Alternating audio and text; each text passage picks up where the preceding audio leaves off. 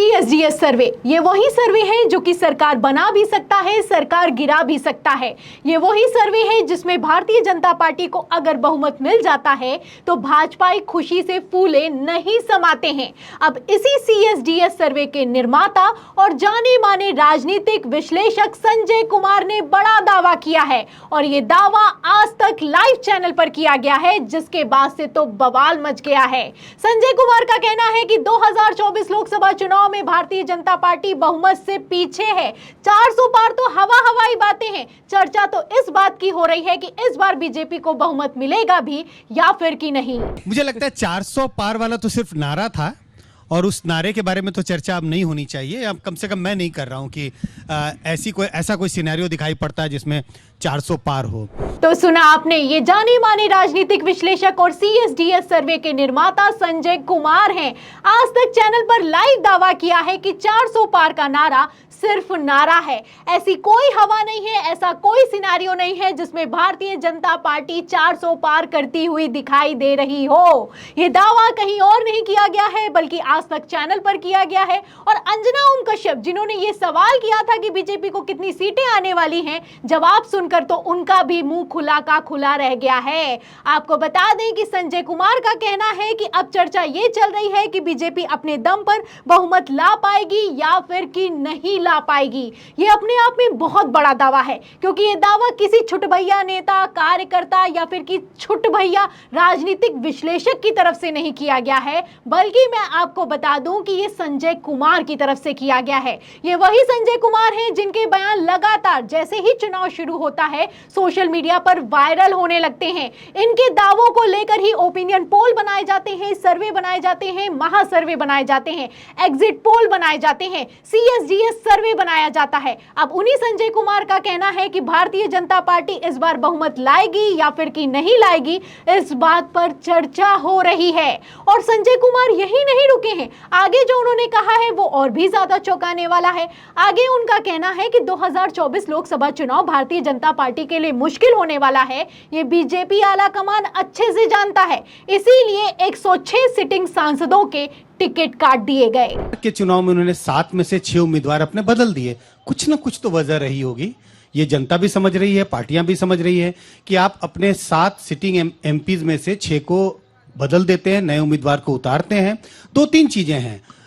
कुछ न कुछ नाराजगी है जनता की बीजेपी के खिलाफ, कम से कम सांसदों के खिलाफ, जिसका आभास बीजेपी को पहले से था और इसी के लिए उन्होंने अपने सिटिंग MPs को बदला है। तो सुना आपने, संजय कुमार का कहना है कि बीजेपी अच्छे से जानती है कि इस बार का लोकसभा चुनाव कितना मुश्किल होने वाला है, इसीलिए भारतीय जनता पार्टी ने दिल्ली में 7 में से 6 सिटिंग सांसदों के टिकट काट दिए हैं और पूरे देश भर में 106 सांसदों के टिकट काटे गए हैं। ये अपने आप में कोई छोटी बात नहीं होती है। भारतीय जनता पार्टी ये अच्छे से जानती है कि बीजेपी के सांसदों के खिलाफ नाराजगी है, इसीलिए 2024 लोकसभा चुनाव में टिकट काटे गए हैं। लेकिन यहाँ पर मैं आपको बता दूं, बीजेपी चाहे जितने टिकट काट ले, टिकट काट कर भी बात बनती हुई नजर नहीं आ रही है। अगर दिल्ली की बात की जाए तो दिल्ली चुनावों को लेकर भारतीय जनता पार्टी कितनी टेंशन में है, इसका अंदाजा आप इस बात से लगा सकते हैं कि चुनावों से ठीक पहले सीएम अरविंद केजरीवाल को गिरफ्तार कर लिया गया।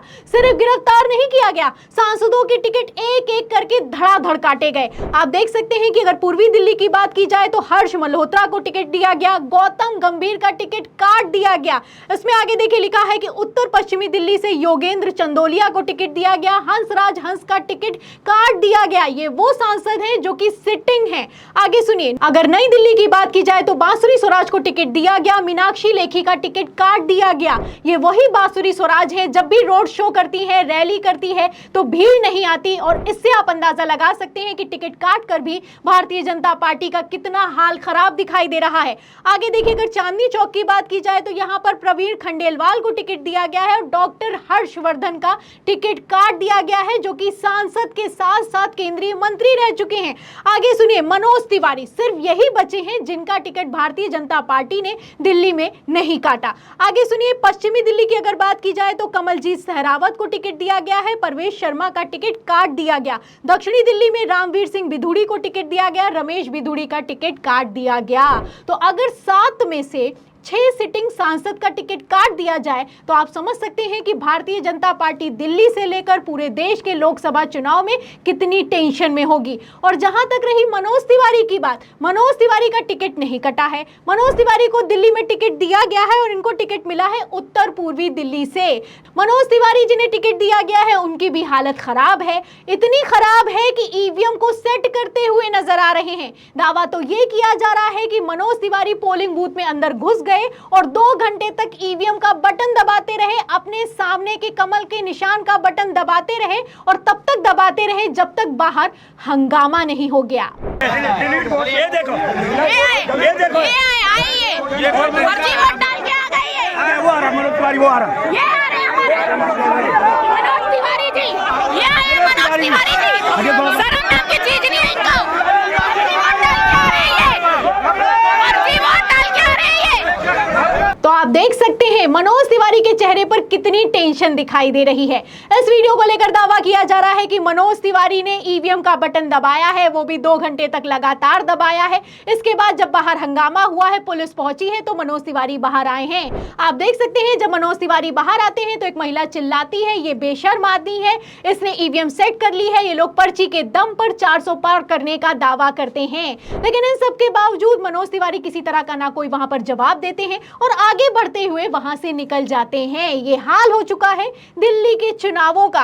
एक तरफ भारतीय जनता पार्टी ने टिकट दिया है, वहीं दूसरी तरफ हालत खराब हो रही है। और कितनी हालत खराब हो रही है इसके लिए मैं आपको सर्वे दिखाती हूँ। देखिए हमारे चैनल का किया गया सर्वे है, आप देख सकते हैं कि 3,95,000 लोगों ने इस पर वोट किया है और इसमें सवाल किया गया है कि लोकसभा चुनाव 2024 में कौन जीतेगा उत्तर पूर्वी दिल्ली सीट। तो आप देख सकते हैं कि मनोज तिवारी पर सिर्फ और सिर्फ 5% लोगों ने कहा है कि मनोज तिवारी ये चुनाव जीत सकते हैं। वहीं कन्हैया कुमार की अगर बात की जाए तो 95% लोगों ने कन्हैया कुमार पर भरोसा जताया है। ग्राउंड सर्वे हो चाहे लाइव सर्वे हो, जितने भी सर्वे निकलकर सामने आ रहे हैं, कन्हैया कुमार की लहर दिखाई दे रही है। तो ऐसे में आप देख सकते हैं कि एक सिटिंग सांसद को टिकट दिया है, उसके खिलाफ भी नाराजगी है और जबरदस्त नाराजगी है। ऐसे में भारतीय जनता पार्टी का 2024 लोकसभा चुनाव में हालत कितनी खराब है, आप इस सर्वे से और CSDS निर्माता संजय कुमार के दावे से अंदाजा लगा सकते हैं। तो फिलहाल इन दावे पर आपको क्या लगता है कि इस बार भारतीय जनता पार्टी को 2024 लोकसभा चुनाव में कितनी सीटें आने वाली हैं? इस सवाल के जवाब में आपकी जो भी राय है हमें कमेंट बॉक्स में जरूर लिखें। वीडियो को ज्यादा से ज्यादा शेयर करें, सब्सक्राइबर बटन दबाएं, हमारे चैनल को लाइक करें, ज्वाइन करें। फिर मिलते हैं अगली खबर के साथ, तब तक के लिए धन्यवाद।